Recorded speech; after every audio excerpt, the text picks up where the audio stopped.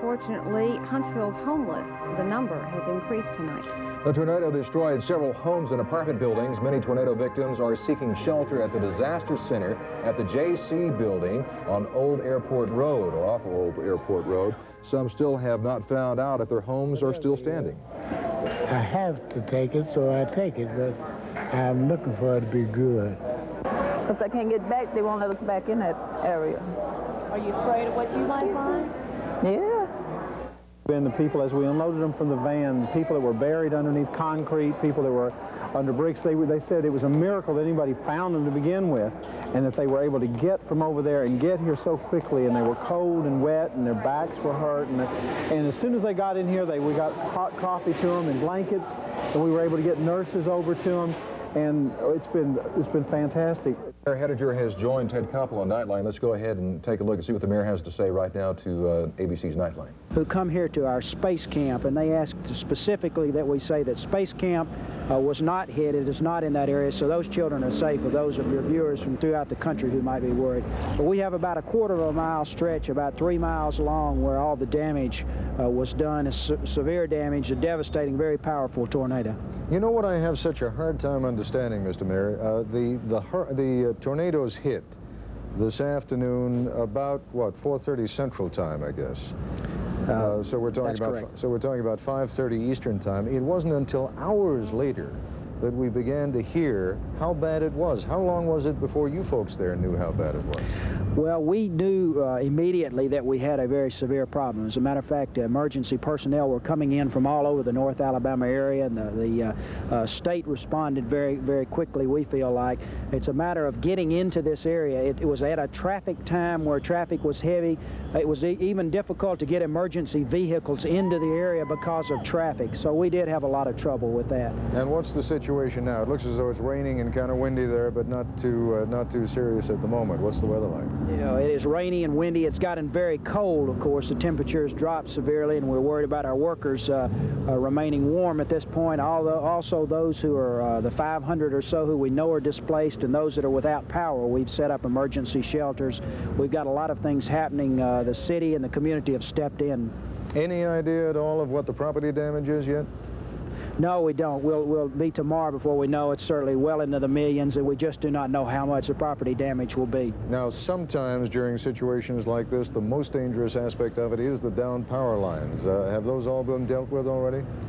Yes, we had down power lines. All the power has been cut off. The utilities stepped in very quickly to do that. We had gas line problems and gas also, which all of that has been turned off, so that is not dangerous at this point. All right, Mr. Mayor, just give us a quick recap then of what it is that happened, the injured, the dead, and then we'll let you get back to work, and I very much appreciate you being with us. Well, thank you for helping us talk about this tragedy. We've seen it in both coasts recently from our community, and we've felt very deeply for them, and we know the nation feels deeply for us. About a quarter of a mile long stretch, 3 miles long, some 14 people fatalities at this point, 285 injured. Those numbers may very well rise as we get more and more into the rubble and we find those injuries and fatalities. Steve Hettinger, the mayor of Huntsville, Alabama. Many thanks to you, Mr. Mayor, again for being with us, and Godspeed to all the people of Huntsville. You certainly need help tonight. Thank you for your care. Now have Amy Witte, who's out at the Winn-Dixie on Airport Road, to tell us about the damage there. Amy? Actually, I'm not at the Winn-Dixie. I'm just a little past the Goldboro store. Winn-Dixie is damaged, but it's fared the best. Right now, Al reported just a little while ago that they were looking for one person. That's now been 2 people. They believe there's an employee and possibly a shopper at either a liquor store. We're not quite sure which store, but they're looking in this general area right behind me. You can see lots of heavy cranes are there right now, digging through the rubble, looking, hoping to find a survivor. There's cars in there. It's just destroyed. This whole block is destroyed. I had the chance to walk down it, and you would not believe it unless you came here. And I'm sure by the time the sun comes up, we're going to see a lot more damage that we did not expect to have.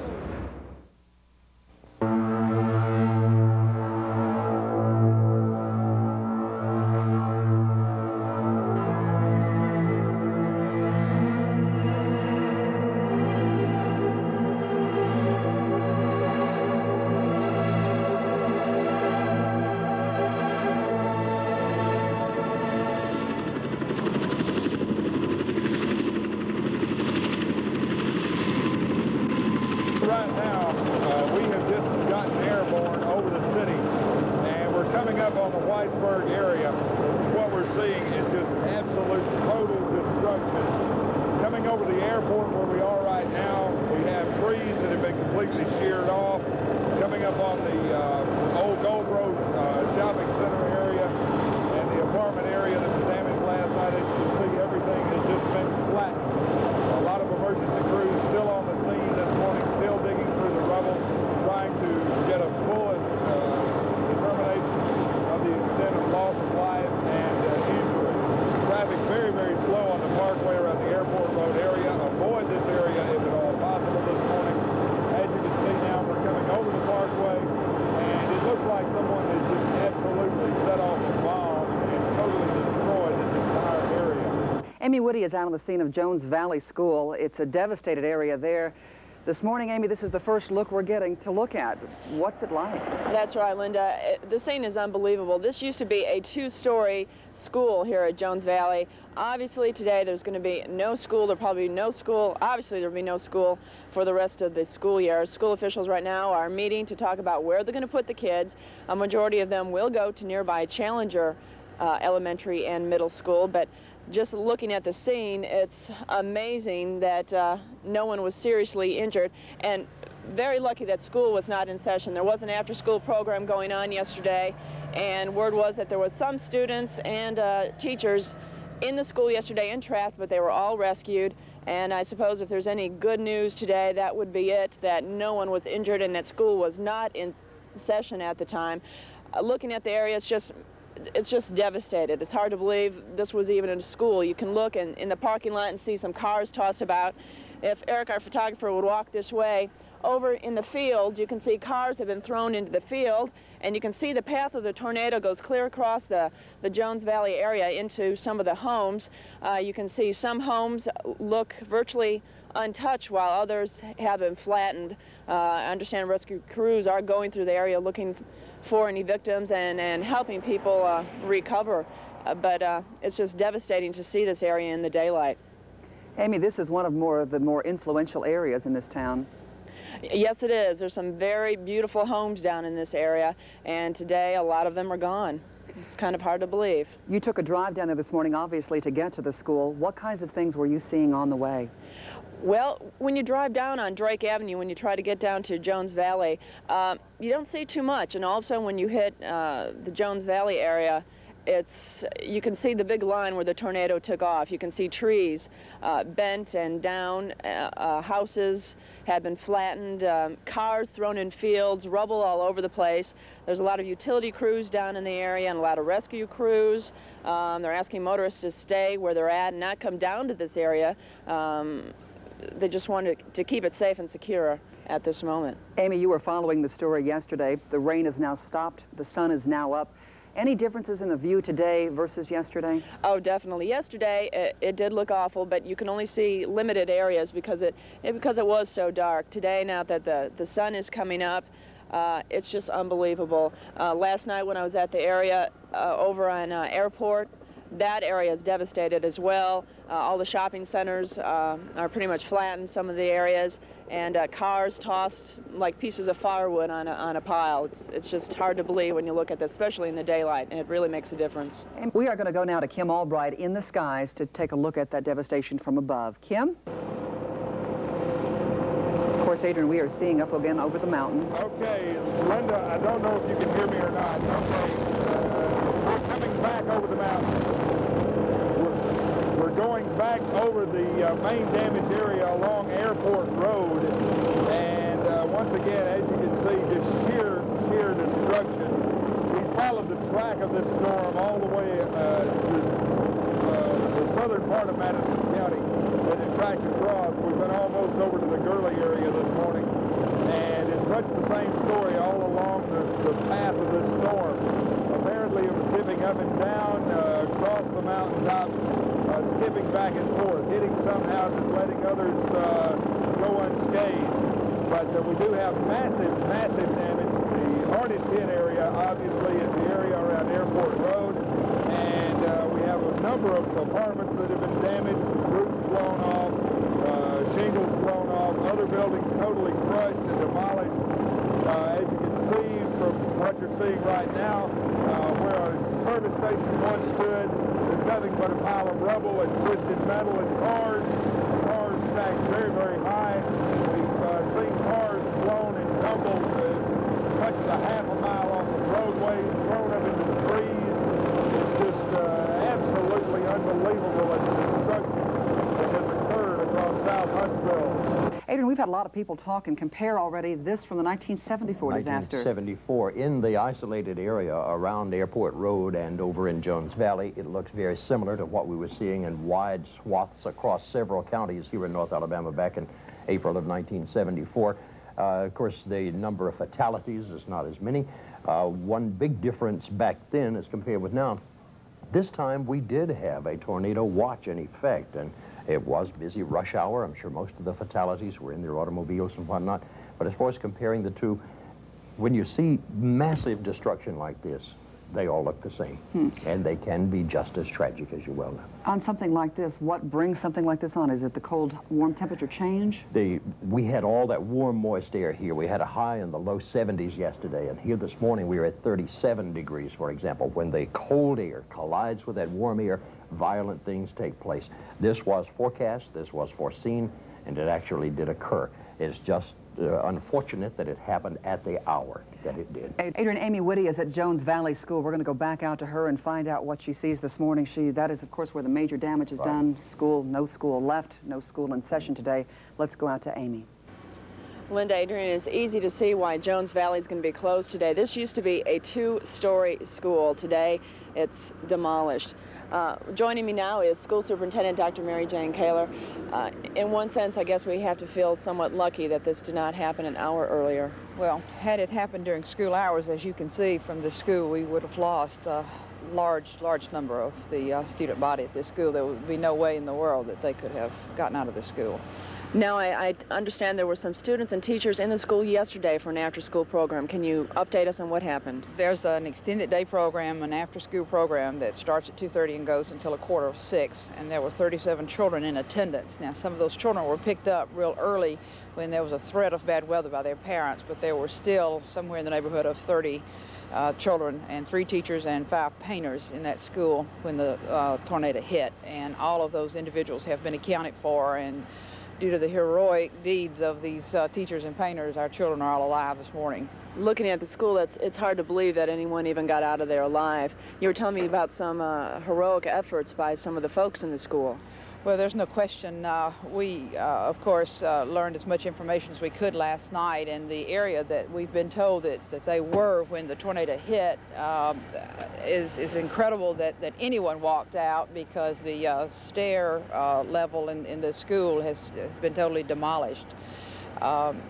We were told that a child and teacher were literally airborne and caught by the arm of a painter as they were being moved about in the building.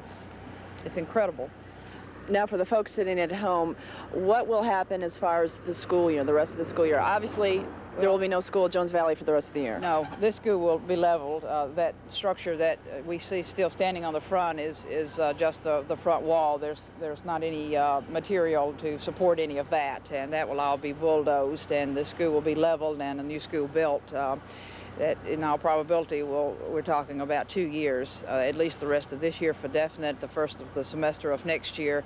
Our plans right now are to relocate to Challenger, where we built this school for a large number of children that we anticipate growth, and start there on Monday morning for students as we plan today, and we'll inform people more of our plans as the day develops. Kim Albright is flying above the skies of the Tennessee Valley. Here is another aerial look at what we're seeing. This is a live camera shot. The pictures that you're seeing this morning with Kim Albright are live pictures. These were not taken earlier. These are taken right now. You can see traffic is moving very slowly. That is, of course, the area that we've been talking about, the Waterford apartment complex area, the shopping center that we see there, the rubble that's been left behind. I believe, Adrian, that is the school, is it not, the business? The larger building that is standing tallest is the former Westbury Theater, and yes, that's what you're seeing there. Now, this appears to be over what called Country Club Apartments, right, directly across the street from there. See the cars mangled and And of course, many of those cars belong to volunteers who are in there for rescue operations right now. What we're seeing right now is the top of Country Club apartments. And Chateau, is that Chateau that's further back to the left there? Apparently not bothered. But that's part of a Country Club apartment building right there. What we're looking at is Airport Road, looking back toward Whitesburg. And what you're seeing there, that would be Quincy's Restaurant. The Crestwood Hospital area. And Crestwood Hospital. That is looking along the rows of the apartment complex back there behind the shopping center we just saw a moment ago before Kim moved. Right. Back where the Waterford apartments are, some of the heaviest damaged area. A woman was in her shower at the time that the tornado hit. 19 confirmed fatalities at this time. Those numbers could go higher. Humana Hospital took in at least 80 people throughout the night. Injuries, serious injuries, minor injuries, cuts, bruises, shock. Small children, adults. We had one confirmed fatality at Humana, which was an adult male, 32 years old. Those numbers are just now coming in. You know, it's so hard to say. You have friends and you have family that are in the area. The phone lines were hard to get through last night. They're opening up slowly again this morning. Many areas of town still without power, still without utilities. We talked with Craig Beasley earlier this morning with TVA.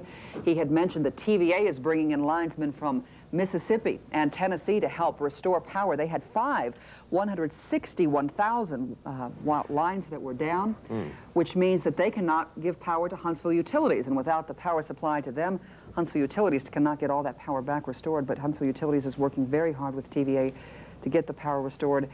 It will be months, possibly years, before some of these communities will be built back up and look the way they looked before yesterday afternoon at 4:30. Much of the Airport Road area looks like a war zone, and that's where Don Phelps joins us live. Don, do you see much activity there tonight? Not too much tonight, Heather. The operations that have been going on here around the clock for better than 24 hours have now ceased. As you can imagine, these workers are worn out. They have worked at a fever pitch around the clock trying to rescue people from the debris here at the Westbury Shopping Center and what was in back of me, the old Goldbro store. As you can imagine, also tonight, the temperature has dropped. It is bitterly cold out here tonight. This is not a place to have rescue operations taking place, to have people out here working in this kind of environment. As you said at the top of the newscast, it looks much like a war zone. I couldn't help but, as I drove in tonight, just thinking about the scenes that we had seen from Germany and other places in Europe during World War II that were bombed out. And of course, it will take quite a while to reconstruct all this, to clean up the rubble here. It will be weeks and even possibly months to come. But this wasn't the only hard area hit. The Jones Valley area was also hard hit by this twister. The twister hit first here and then moved off to my east up here and then into Jones Valley. And as Beverly Taylor reports, that neighborhood is now on the road to recovery.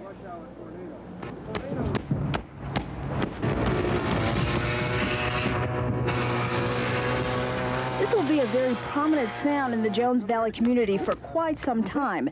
This once attractive neighborhood is now a disaster area. I'm so glad I kind of saw what happened last night. It's okay or not. I couldn't have tasted this morning had I not seen it last night. Yeah, but I knew it was awful. Yeah, I bought a tennis racket yesterday. Oh, did you? Uh-huh. It's okay. It was nice to know that we got all the stuff like wedding pictures and all that, but I was just glad that nobody was home. Many Jones Valley residents and curious onlookers are just walking through the neighborhood, not believing what they see. It's devastating. I mean, you got to be down here to see it, really. This is, some of the houses are completely gone. People are completely homeless. Most of the trees are gone now. It's going to have to be completely re-landscaped. Although saddened by their property losses, the residents are grateful there were no deaths within the immediate area. As for their future, they'll just start over. This is made a bit easier because of strong community spirit. In Huntsville, Beverly Taylor, 31 Eyewitness News.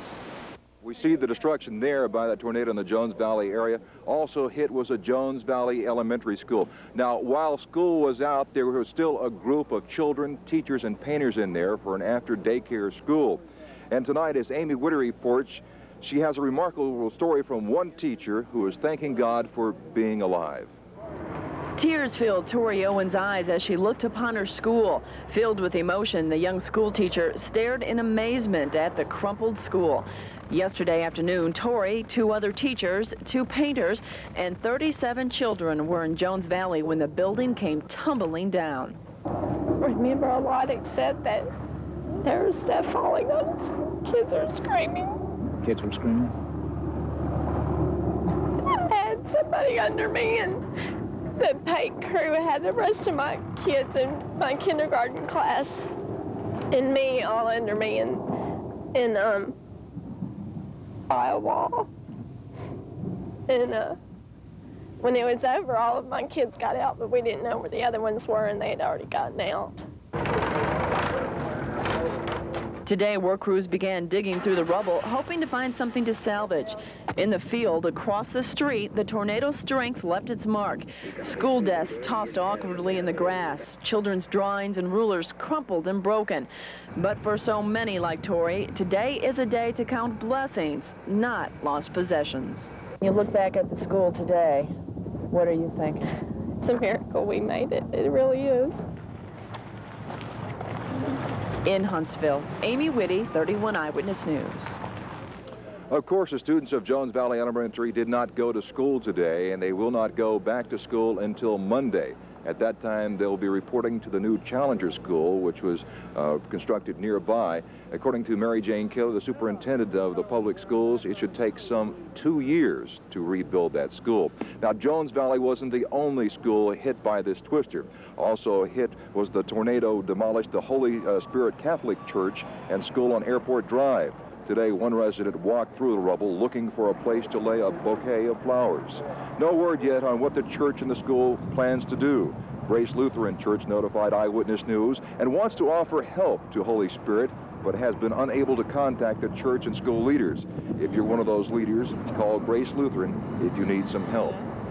As we look around here, and as I said earlier at the top of the newscast, it will take some time to rebuild this section here. It will also take some time to rebuild those schools that were devastated by this twister. Now, we heard a lot of reports earlier in the day that perhaps we were lucky, or we weren't so lucky. The tornado hit at the worst possible time. But we don't even dare imagine what would have happened if the tornado would have hit a little bit earlier, when those schools were packed and parents were out in front, lined up, waiting to pick up their children. Heather? Don, we have a lot to be thankful for despite the death and the destruction. Thank you. Well, of the nearly 500 people injured in this tragedy, about 85 are still hospitalized. And for every sprain, scratch, or fracture, there's a sad story and maybe even a hero. That's the case with one family who lived in a townhome off Airport Road. Liz Hurley spoke with them today from Humana Hospital's chapel. What do you say when, you know, your whole family, you almost lost your whole family, you know? It's kind of tough. Barbara's mom and dad, their daughter Patty, and grandsons Thomas and Brian were at home in the Waterford Square apartments when the tornado struck. They saw it coming, and that they all ran into the middle bathroom, and my father and my sister laid on top of my brother and my mother trying to save them. And I heard that they just kind of got blown out of the apartment. Brian was thrown into the front yard with his Aunt Patty. His head was bleeding profusely. His aunt's leg was broken severely in many places. And his grandmother, Mary, was dead under the rubble. Our mother was kind of a center point in all of our lives, our mom and dad. And she's not here anymore. The Lord says that all things work out for the good for those who love him. And I know my mom loved him, and I know I love him, and I know my family love him.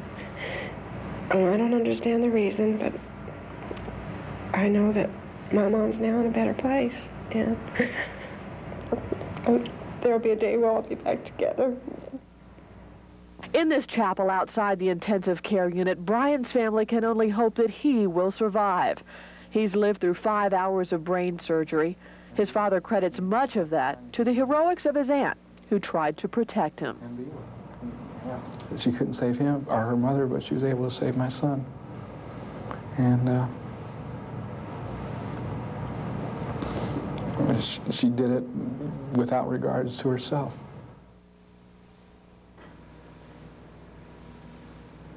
There were hundreds of heroes in this disaster, including the doctors and nurses and medical personnel who worked in less than optimum conditions saving lives.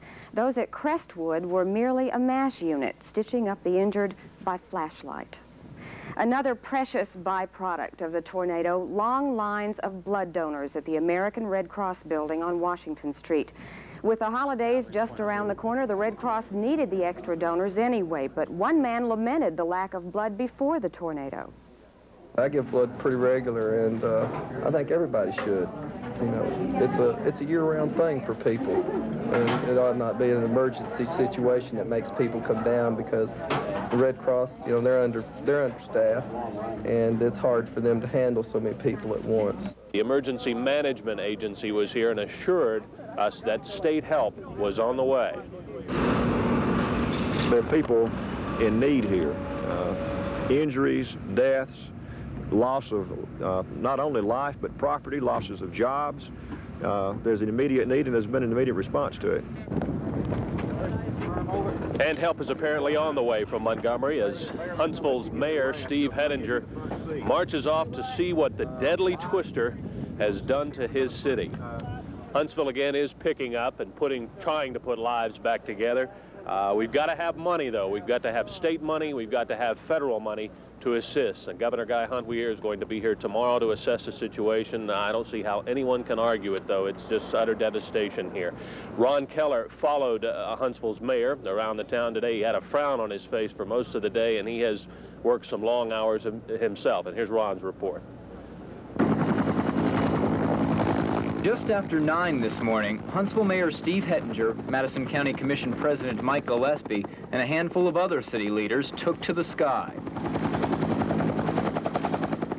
They surveyed millions of dollars of destruction, no damage amount yet, and the mayor didn't sleep before addressing the nation's news media in an early morning news conference. We've had it well under control since right after it happened, and many things have been occurring over the last few hours, but we feel like the emergency response was well handled. Then, at an impromptu meeting with City Council, Hettinger heard an eyewitness account from one of the council's own. It just came up all of a sudden. It was a heavy thunderstorm. I could hear the hail, and then all of a sudden the windows blew out, and then it was just an explosion. We will begin working today to restore order, begin the cleanup, the long cleanup that's there, and if there are any more injuries and fatalities down there, finding those. An idea of how many they've done already? Hettinger declared a state of emergency in Huntsville, but before even boarding the chopper, the mayor had a response from Governor Guy Hunt. The governor already has a declaration in hand awaiting arrival of this from the local government. It has to be received before he can do that, of course, and I'm sure that by now he's already put his name on that. The answer a fast-moving mayor had waited for. In Huntsville, Ron Keller, 31 Eyewitness News. Now, we're not just thinking about southeast Huntsville. This same storm moved through the rural parts of Madison County and Hurley. It blew apart a county shed. Several homes also took a beating. Tim Hall was there. This is not a good way to spend your Thursday, but it's a common scene in much of eastern Madison County. People near Hurley spent the day picking up what was left of their lives and their homes. When one woman came home from work, she found her trailer, but it was upside down and on the wrong side of the road. She plans to salvage whatever she can and move in with her parents. Greg Turner's home on Dug Hill Road also took a pounding. Laura Turner pulled in the driveway just after the tornado struck. She can live with what happened, but it's been tough on her mother. Oh, she fainted.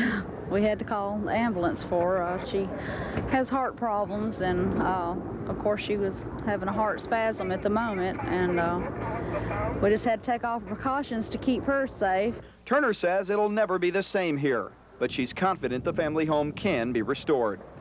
Junior and Sharon Van are also hoping to rebuild. Their mobile home blew apart when the storm came rolling off the mountain. I found a house trailer gone. My mother-in-law was in the basement, and there was nothing left. I just walked up to her house and talked to them, and we came down here and looked through some stuff.